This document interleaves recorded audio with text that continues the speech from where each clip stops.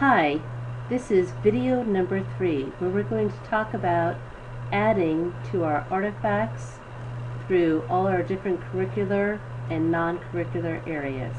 So, we're going to click on the Artifacts tab right there at the top.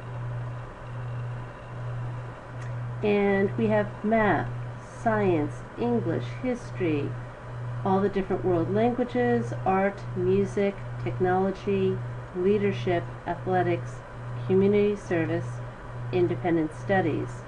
This is a pretty broad range of topic areas.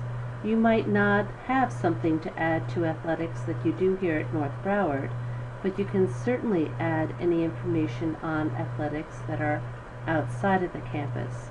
The same may be said for leadership, community service, independent studies, etc.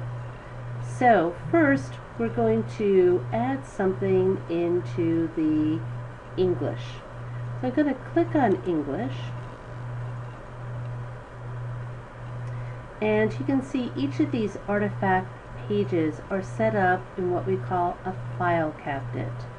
It's very easy to add a file, to add a link, to move into a different folder as you start to get a lot of different documents on there, because you'll have this eportfolio until you graduate.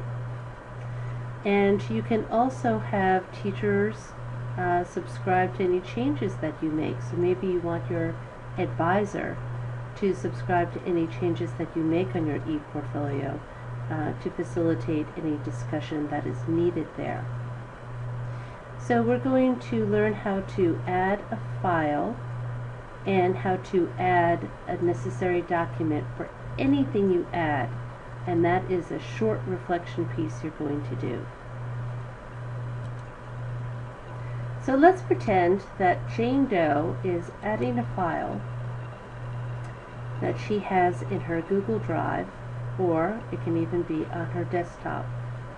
So let's say that she is going to add an article that she has written called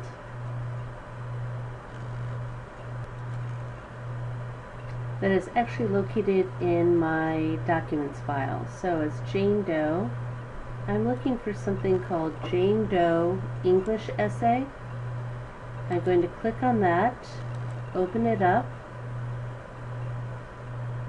Now it's much easier to add a Google document, but you can add Word documents, Excel documents, Keynote, PowerPoint, pictures, pretty much anything that you can think of. So now I have this English essay that I've chosen. It wasn't my best English essay, but it's where I learned a lot, so I want to include it in here. Next, I need to add the artifact document reflection to go along with it. So I'm going to come over here to my drive. I'm going to type in the word reflection, hit enter, and I see ePortfolio Artifact Reflection Template. I click on it. Now remember, this again is a template. You need to make it your own. And how do you make it your own? File, make a copy. In this case, I'm going to call this Jane Doe English Essay, and I wrote this in October of 2012.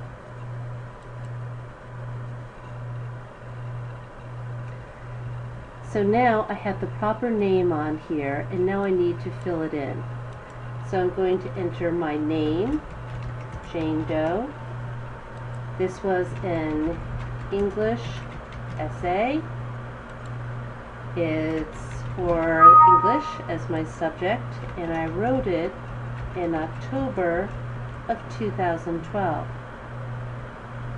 I see that I have to choose 2 of the following prompts to write my reflection. Your response to each question you choose should be 4 to 5 sentences. Well, I'm going to say that I was challenged by this work because I was not confident I should spell that correctly maybe.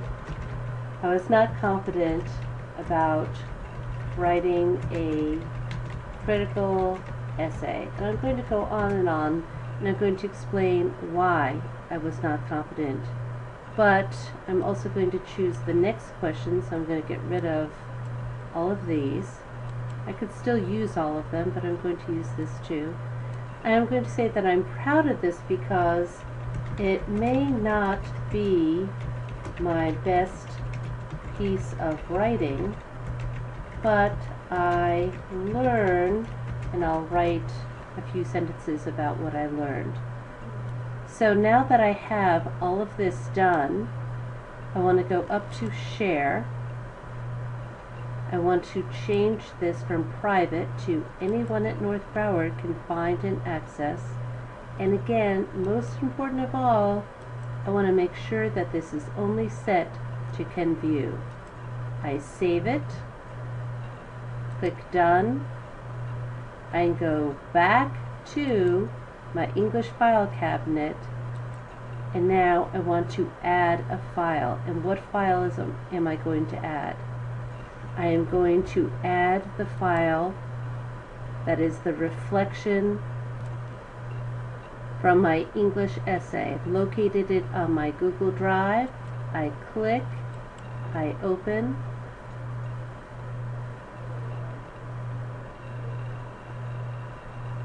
and now that is uploaded as well. There's another way that you can add this. Looking back on here, when you clicked on share, it gave you this link. If you wanted to, you could copy that link and add as link here. I know that some of you have done fantastic work in social studies, for example, and your history project may be something that is a ginormous poster. In that case, you can take a photograph of that project, upload the photograph, and then you can write a quick reflection and upload that right next to it. If I wanted to, I could create folders for 2012, 2013, add another folder next year for 2014, etc. And I can put all these documents into folders, but they will all stay, everything that is for English will stay in the English file cabinet. Now that I have that done, I'm going to go back to artifacts, because now I know that I want to add something from art. And again, what I'm adding from art is not going to be the piece itself, because it's a 3D sculpture I made, but it's going to be a photograph of that sculpture. I will grab another copy of the artifact reflection template, fill that out, and upload it as well. The key is to fill all of these different areas with pieces that reflect you as a learner. Pieces that are going to show your growth, so that when you sit down with your teacher, with your advisor, with your parents, and you want to talk about your eportfolio and show where you have grown, where you still need to grow, and what your future plans are, it becomes really easy because you have these pieces and you're not going to look at them and say, oh, why did I put in that math project? Because you will have the document, your little artifact reflection document, that is going to explain exactly why you chose that. So you want to make sure that you get all of these different items in, particularly at the middle school level, at least a week before you're going to sit down with your advisor and with your parents, because you want to make sure that you have everything there, that you'll be able to click through all these different artifact areas, and you will be able to showcase you as a learner to your parents. The last tab I want to show you is presentations. Anytime that you do a really significant presentation, like you just did for Leadership Day, you could take a picture of that, you could write a post about it, you could write a deeper reflection on it, you could even record your presentation, especially in Google. It's so easy. upload it to YouTube, and then embed it right here. This is a really unique way to show your strength in making a public presentation. This is something that down the road colleges are going to look for, future employers are going to look for.